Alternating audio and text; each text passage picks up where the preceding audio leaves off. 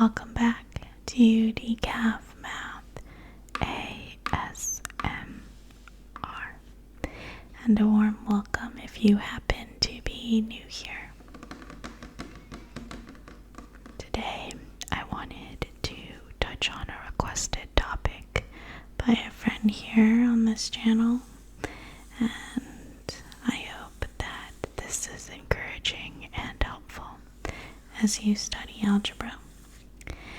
And today we are going to go over some problems with factoring by pulling out the greatest common factor. So we're talking about algebraic expressions. So I hope that if you happen to be learning this stuff, that this is helpful. Let me know if you have any questions. And if you're not learning this stuff, I am very happy to have you here. I hope that you find this relaxing. And feel free to zone in and out as you please. There's no pressure here. The video will be here for you if you ever do want to come back to it for the math. So just let yourself have this moment of peace and let's get into it. So let's just break this step by step. You know that my goal is always to point you in the direction for, just in the direction of understanding. So sometimes we think we don't understand something, but it's just one small piece. So my goal is to help you just kind of figure out if you're missing a piece or a concept, and then you'll be well on your way again. So do not be discouraged. So the idea for factoring by the greatest common factor is to look at your terms. And in this case, 2 is a term, it's a constant, it's just a number. And then there's a plus, and then 4y is a term. It's bunched together like that because this means 4 times y. And y is a variable, it's a placeholder, but it's 4 y's, so 4 times that y. That goes together as 1. Remember your order of operations, multiplication first. So when we talk about terms, we're talking about things that are separated by a plus or a minus. You might have another minus 6z or something. So we just made the question a little bit more complicated, but no big deal. Same idea.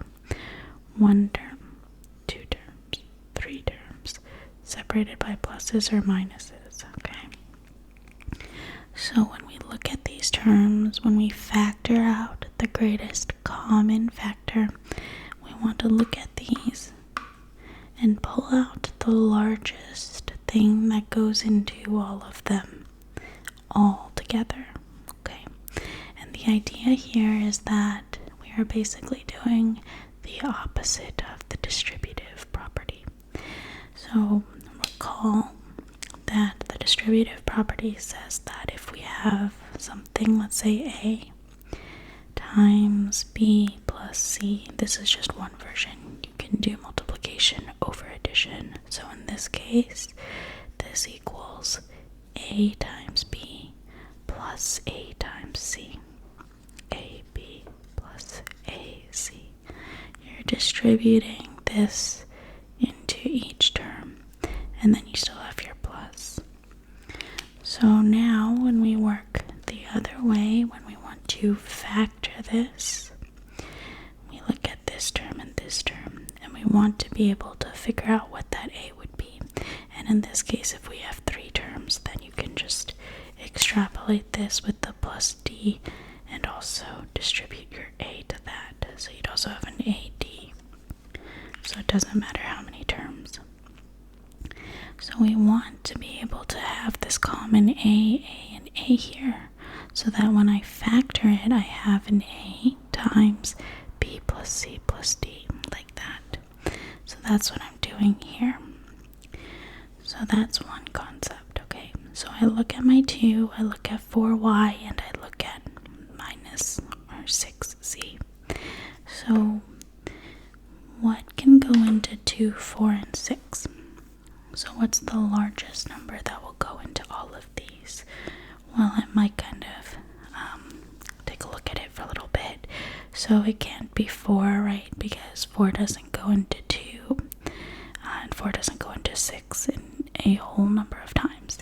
But you might notice that 2 does. 2 goes into 2, 2 goes into 4 twice, 2 goes into 6, or you put a minus, so -3 times.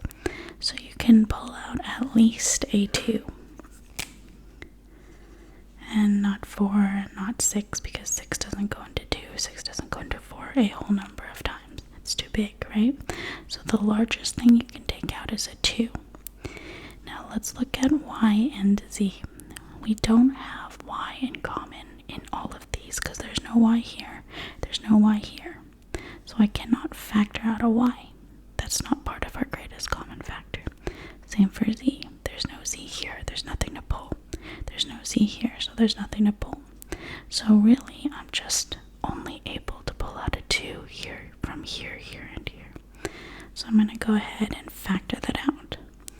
So this is my greatest common factor. Once I pull that out, how many 2's go into 2? Just 1, right?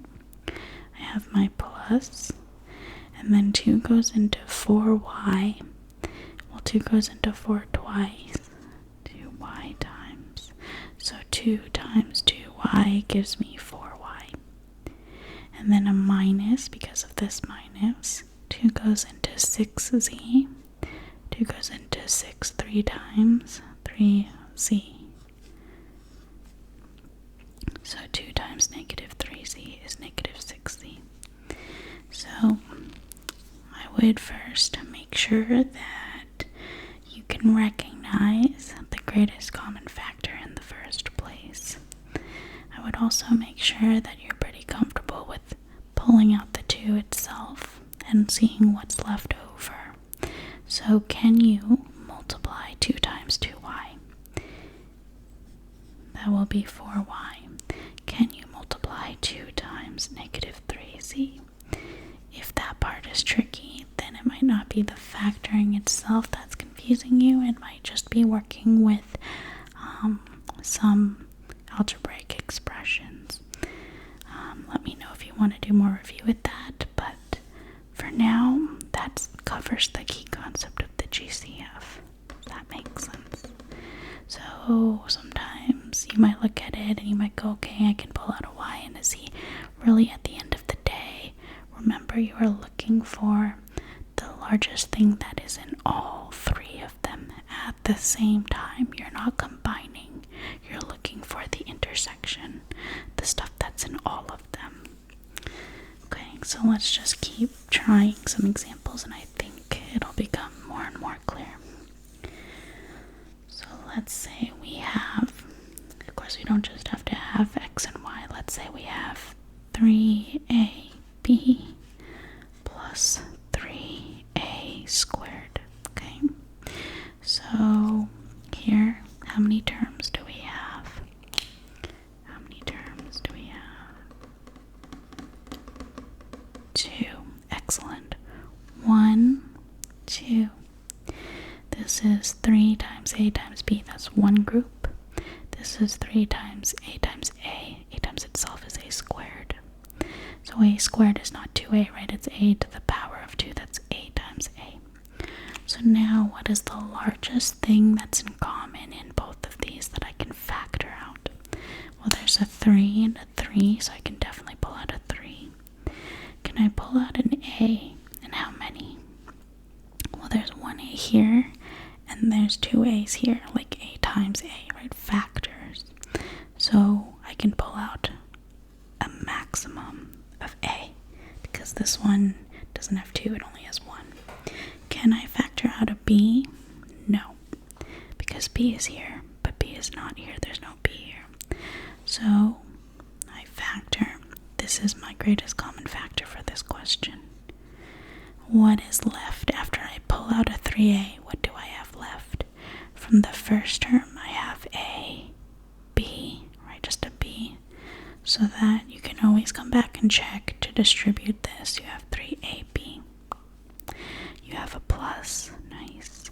And then if I pull out a 3a from the 3a squared, what do I have left? Well, my 3 and my 3 is taken care of. My a, one of my a's is taken care of, but I need a squared. So like so. So this would be my factoring. 3a times b plus a. And you can always check, like we said, using this distributive property, the distributive property, by just multiplying it back out. So 3a times b is 3ab plus 3a times a is 3a squared. So that's the nice stuff. That's the nice part about this. You can always check. Once you factor something, you can always check by multiplying it back out. Okay?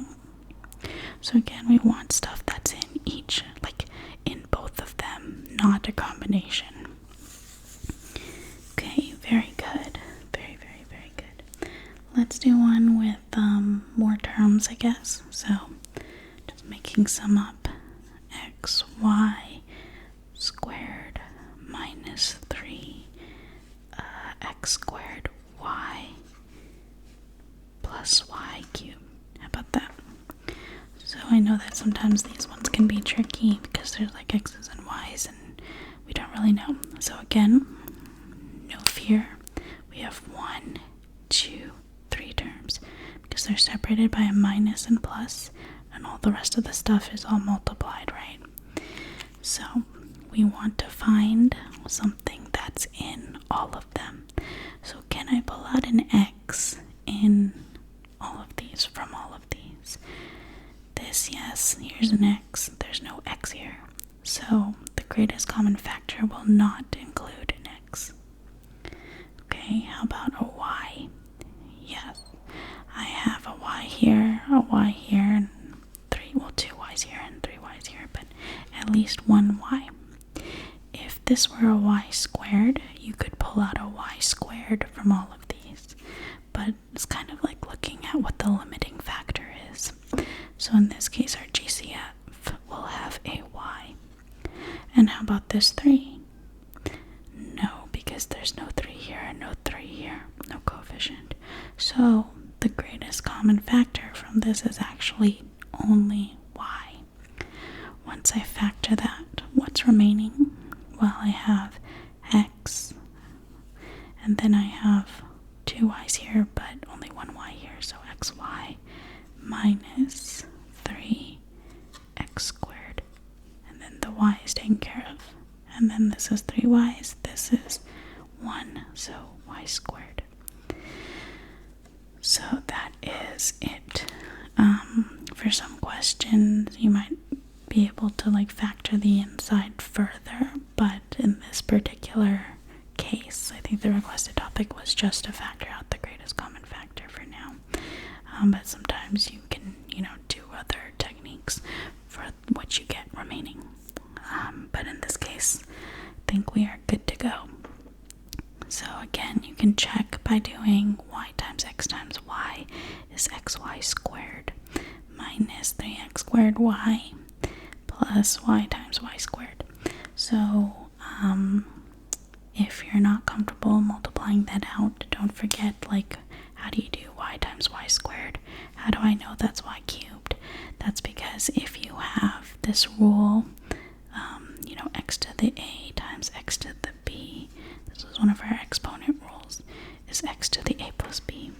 So y is y to the 1 times y to the 2, so this would be y to the 1 plus 2.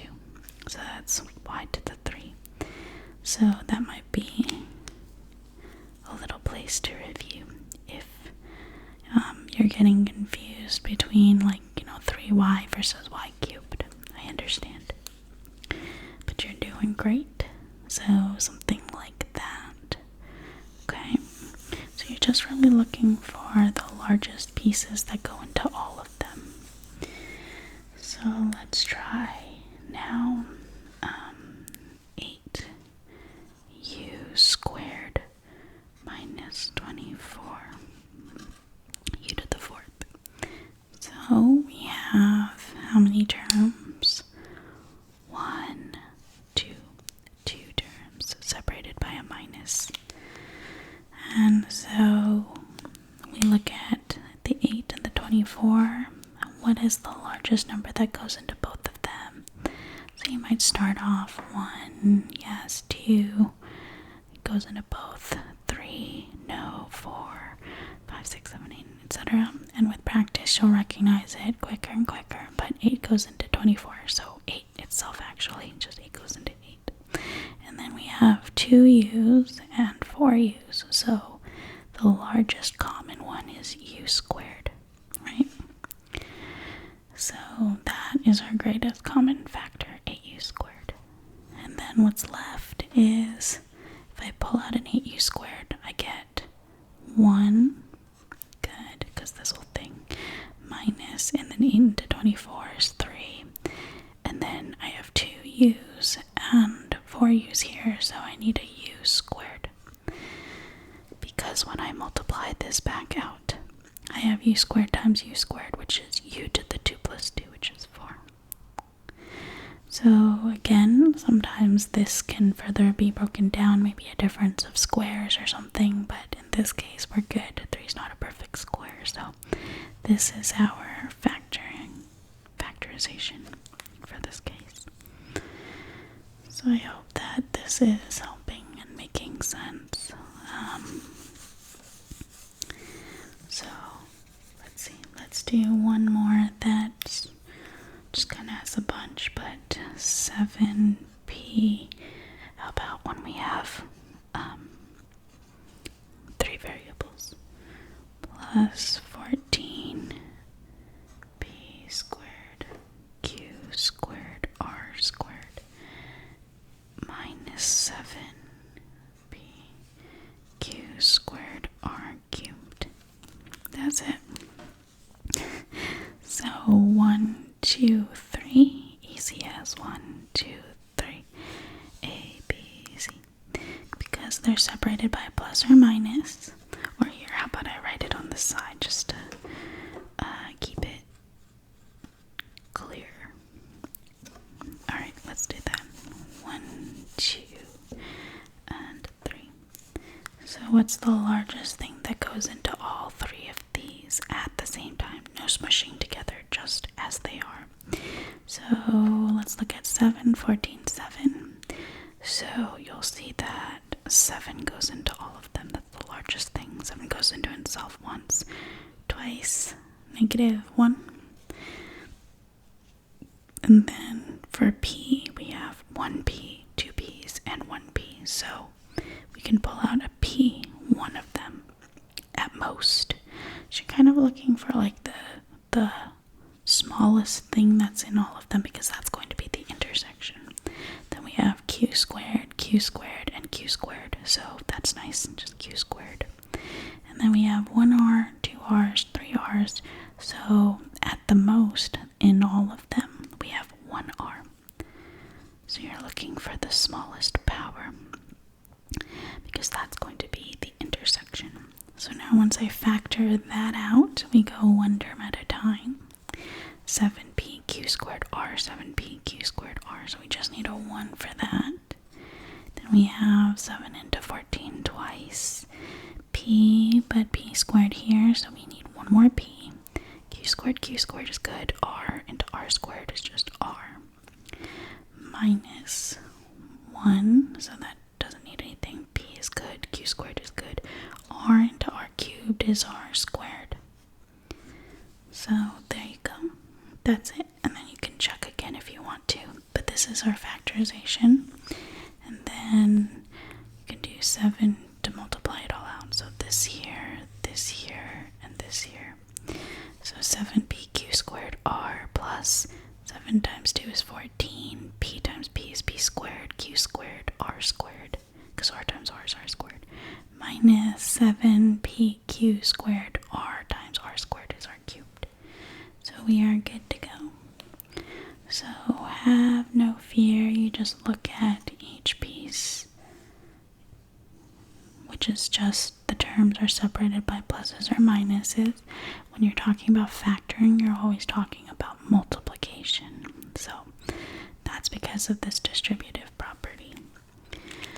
So those are the questions that I came up with for now. Let me know if you have like a specific homework question or something, but I hope that this is some good practice. I am with you and I love you and you're doing a great job, and you probably understand more of this than you think you do. And even if you don't, I'm here. So I wish you all the best. We will continue with more algebra. Let me know